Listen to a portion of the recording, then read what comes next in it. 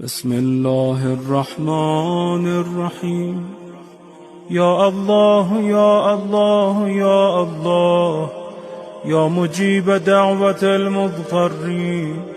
يا كاشف كرب المكروبين، يا غياث المستغيثين، يا صريخ المستصرخين، ويا من هو أقرب إلي من حبل الوديد، ويا من يحول بين المرء وقلبه، ويا من هو بالمنظر الأعلى وبالأفق المبين، ويا من هو الرحمن الرحيم على العرش استوى، ويا من يعلم خائنة الأعين وما تخفي الصدور،